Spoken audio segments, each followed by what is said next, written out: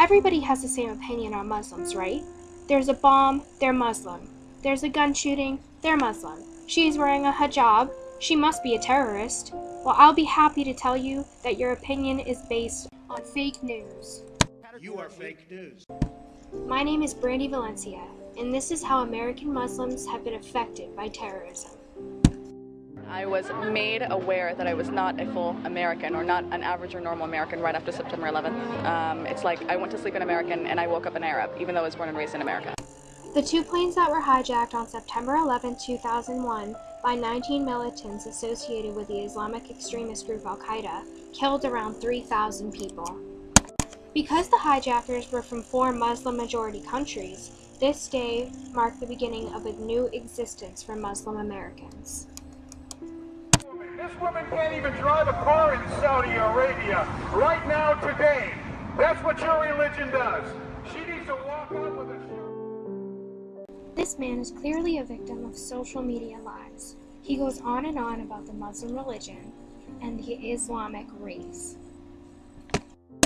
This study done by Gallup shows a clear representation of how many Americans believe that Muslims are not loyal to the United States, based mostly on misinformation provided by the media and government. Let me quickly explain what Islam is. First of all, it's not a race, and it's not a religion. It deals with all aspects of human behavior, such as economics, politics, and justice. The Arabic word Islam simply means submission and derives from a word meaning peace. It is the acceptance and obedience to the teachings of Allah, and anyone who does so is termed a Muslim. There are 5 pillars to Islam, but there are only 2 that I want to briefly go over. There is Sawm, which is the 28 to 30-day fasting period called Ramadan. The purpose of this is spiritual purification, the gesture of compassion to those suffering hunger while simultaneously achieving spiritual growth. The 3rd pillar is Zakat. This is when non-poor Muslims are required to give a percentage of their income to the poor.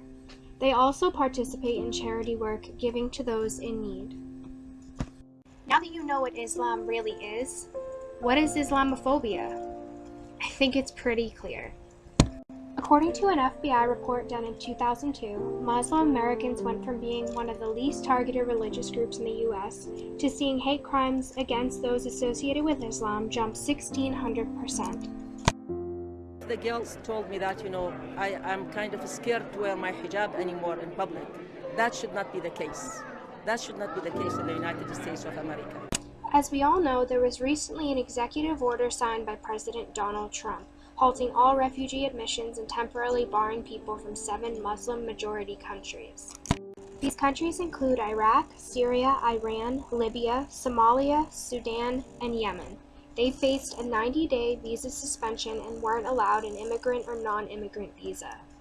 In 2011, a report done by the Pew Research Center states that 52% of Muslims feel they are singled out by the government's anti-terrorist initiatives, with 21% feeling singled out by airport security.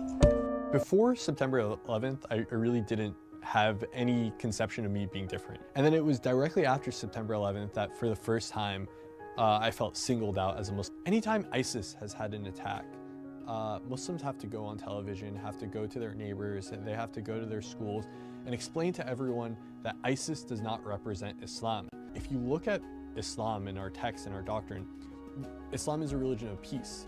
There's no violence, there's no imperialism.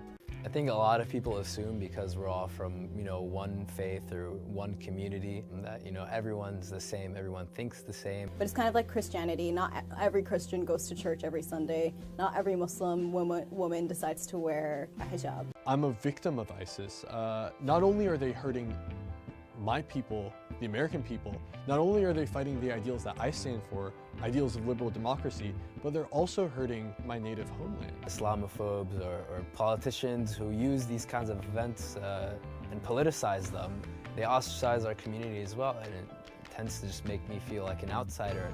Despite me being born and raised in America, sometimes it makes me feel un-American.